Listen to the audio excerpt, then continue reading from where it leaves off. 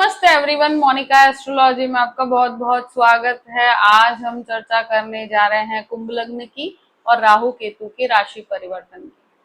देखिए, राहु केतु का जो राशि परिवर्तन 18 मई को होने जा रहा है और 18 महीने के लिए ये ग्रह आपके जो भी कुंभ राशि है उसके अंदर बैठने वाले हैं और आप कुंभ लग्न के हैं, जिसलिए ये जो चर्चा हो रही है कुंभ लग्न की हो रही है। कुंभ लग्न के अंदर जो राहु है आपके लग्न के अंदर आ रहे हैं। अभी तक राहु आपके द्वितीय स्थान में थे, अब ये आपके लग्न में आएंगे और केतु जो है वो अष्टम में थे, अब सप्तम भाव में आएंगे। तो ये जो राहु केतु का ट्रांजिट है आपके जीवन में किस तरह के परिवर्तन लाएगा और किस तरह के बदलाव लाएगा उसकी हम चर्चा करते हैं। देखिए, यहाँ पर राहु जब आपके लग्न के अंदर आते हैं, यहाँ लग्न का जो स्वामी है वो आपके द्वितीय स्थान में है। अब शनि की राशि के अंदर राहु का आना, ये एक तरह से देखा जाए, देखिए राहु लग्न के अंदर जब भी आते हैं तो राहु जो है वो जो प्लैनेट का एक तरह से महत्व अगर दिया जाए तो राहु बहुत ज्यादा सेल्फ सेंटर्ड ग्रह है। एक तरह से इस समय के अंदर आप महसूस कर पाएंगे कि आप बहुत ज्यादा मनी माइंडेड रहेंगे, बहुत ज्यादा सेल्फ एक ऑब्सेशन रहता है, खुद को लेकर बहुत ज्यादा केयरिंग रहते हैं, बहुत ज्यादा अपने विचारों को बहुत प्रैक्टिकल रखते हैं। यहाँ पर राहु इमोशनल नहीं है, राहु यहाँ पर टेक्निकली बहुत हेल्प करता है। अगर कोई भी आईटी क्षेत्र में है या कोई टीचिंग क्षेत्र में है, कोई भी प्रकार का टेक्निकल काम करते हैं तो उनके लिए ये राहु बहुत पॉजिटिव वर्क करेगा। यहाँ एक चीज डेफिनेटली, व्यक्ति बहुत प्रैक्टिकल हो जाते हैं, बहुत ज्यादा मल्टीपल सोर्स ऑफ इनकम ढूंढने की कोशिश करते हैं। ये डेफिनेटली कहूंगी कि आप किसी से भी आप बात करेंगे, अब जो 18 तारीख के बाद का राहु है, तो आपका जो सेंटर होगा आपके दिमाग में वो फाइनेंशियल सिक्योरिटी होगी, फाइनेंसेस आपकी ज्यादा हो, आपके पास पैसे बढ़े, यही आपका एक लक्ष्य रहेगा और किसी भी चीज पे आपका ध्यान इतना केंद्रित नहीं रहेगा। जो भी कॉन्टैक्ट्स होंगे या जिससे भी आप बातचीत करेंगे तो आपका एक ही लक्ष्य होगा कि इससे मुझे क्या फायदा होगा, क्योंकि राहु बिना फायदे के कोई काम नहीं करता और ये लग्न में आ रहा है। तो ऐसी स्थिति में बहुत ज्यादा कहते हैं ना कि सेल्फ सेंटर्ड बना देता है, वो इमोशनलेस भी बना देता है। मतलब परिस्थितियों में क्या है कि ऐसे समय में इमोशन से ज्यादा प्रैक्टिकल अप्रोच रहता है।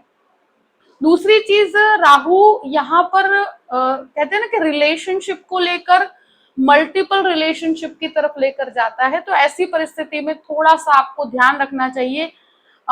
ये एक आपके लिए बेहतर परिस्थिति नहीं है। अगर कोई भी रिलेशनशिप है, मगर मल्टीपल रिलेशनशिप की तरफ जाते हैं या किसी भी रिलेशनशिप में छल या कपट करने की क्षमता राहु देता है। तो लग्न का राहु है तो झूठ बोलने में, उसको कहाँ पे फायदा है कहाँ नुकसान है, ये चीजों का एक कैलकुलेशन दिमाग में लगता है और फिर डिसीजन लेता है। और जहां फायदा होता है वहां राहु का झुकाव अपने आप आ जाता है। तो आपके बिहेवियर में ये चीजें आप देख पाएंगे। और रिलेशनशिप के अंदर क्या है, एक भटकाव भी दे देता है। जैसे किसी भी एक व्यक्ति की तरफ आप फोकस्ड नहीं रह पाते, यहाँ पर कहीं ना कहीं आपके अप्रोच में या कहीं आप बाहर जाते हैं तो कहीं ना कहीं ऐसी रिलेशनशिप बन जाती है जो बहुत ज्यादा शॉर्ट टर्म रिलेशनशिप होती है, जिससे आपको कोई ज्यादा, कहते हैं ना कि व्यक्ति प्रैक्टिस जरूर ध्यान रखिएगा कि रिलेशनशिप के अंदर भटकाव से आपको दूर रहना है। और डेफिनेटली राहु यहाँ अपने स्वार्थ के लिए काम करता है बहुत ज्यादा। कहते हैं ना कि एक चीज जरूर कहूंगी कि टेक्निकल चीजों में आपका दिमाग बहुत तेज होगा। कैसे अपने फाइनेंसेस को बढ़ाया जाए इसी पे आपका ध्यान रहेगा। तो राहु ये परिवर्तन आपके मन में लेकर आएगा ही आएगा। और यहाँ जैसे कोई बिजनेस करने की इच्छा रखते हैं तो वो आगे बढ़ेंगे। मगर एक चीज डेफिनेटली कहूंगी कि जो भी इन्वेस्टमेंट करो बहुत ही प्रैक्टिकल होके बहुत सोच समझ के कीजिएगा, क्योंकि यहाँ पर अगर बहुत कहते हैं ना कि ओवर एम्बिशियस होकर आप काम करते हैं तो वहां नुकसान आता है। तो कैलकुलेटिव अप्रोच रखेंगे तो आपको नुकसान नहीं आएगा। एक चीज है कि राहु लग्न के अंदर होगा तो वो बहुत एम्बिशंस दे देता है, इतने ज्यादा एम्बिशियस हो जाते हैं कि इसमें पीस ऑफ माइंड नहीं रहता। व्यक्ति इतना ज्यादा अपने करियर से रिलेटेड एक ऑब्सेसिव हो जाता है कि उसके मन में जो शांति होनी चाहिए, काम करते वक्त जो पीस ऑफ माइंड होना चाहिए, वो नहीं होता, क्योंकि उसको मल्टीपल थॉट्स दिमाग में रहते हैं। तो ऐसे समय में अनिद्रा से रिलेटेड संबंधित समस्या भी देखी गई है। अब केतु की बात करते हैं। केतु अष्टम भाव में से निकलकर सप्तम भाव में आ रहे हैं। देखिए 7th हाउस में केतु का आना, गृहस्थ जीवन 7th हाउस से कंट्रोल होता है, पार्टनरशिप आपके 7th हाउस के अंदर होती है, और लाइफ पार्टनरशिप यहाँ पर देखी गई है 7th हाउस से।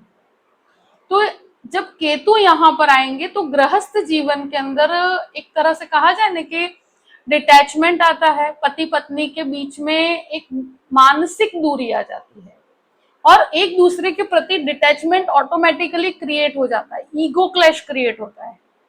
और लग्न का राहु है तो ये चीज डेफिनेटली कहूंगी कि आपका भटकाव कहीं और हो सकता है। तो ऐसी परिस्थिति के अंदर थोड़ा सा आप अपने गृहस्थ जीवन पे ध्यान दीजिएगा।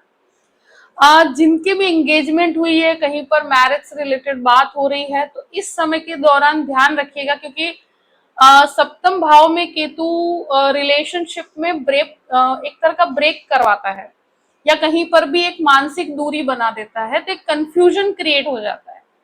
तो यहाँ किसी भी प्रकार के ईगो क्लैश से दूर रहना है। 7th हाउस में जब केतु का जो परिवर्तन होगा, 7th हाउस में आएंगे तो पार्टनरशिप के अंदर भी विचार मतभेद होगा। पार्टनरशिप जो ऑलरेडी कर रहे हैं, यानी कि ऑलरेडी जो लोग पार्टनर्स हैं, उनके बीच में ईगो क्लैश, यहाँ एक एडजस्टमेंट इश्यूज होंगे। ये चीज है कि अगर पार्टनरशिप नहीं है तो कोई नई पार्टनरशिप करते हैं तो इस समय में नहीं करनी चाहिए, क्योंकि कहीं ना कहीं विवाद क्रिएट होगा। जो लोग ऑलरेडी मैरिड है उनके बीच में मानसिक दूरी, ये मैंने ऑलरेडी कहा है कि आएगी, क्योंकि केतु जैसा प्लेनेट जो होता है वो कहीं ना कहीं चीजों को लेकर डिटैचमेंट देता है।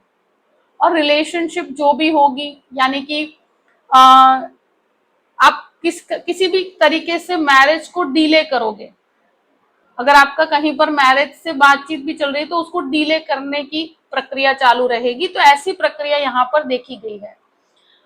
राहु केतु का ये परिवर्तन कुंभ लग्न वालों के जीवन में इस प्रकार से बदलाव देखने को मिलेगा आपको। आई होप कि एक मोटे रूप से मैंने बता दिया है कि किस तरह की प्रक्रिया रहेगी। ये डेफिनेटली कहूंगी कि जिसकी भी महादशा या अंतरदशा में राहु या केतु है, उनको इसका असर सबसे ज्यादा होगा। तो कुंभ लग्न वालों के लिए इस प्रकार से बदलाव रहेगा। आई होप कि ये वीडियो आपको पसंद आया होगा। पसंद आया हो तो लाइक भी कीजिएगा और सब्सक्राइब भी कीजिएगा। Thank you so much. जय श्री कृष्ण।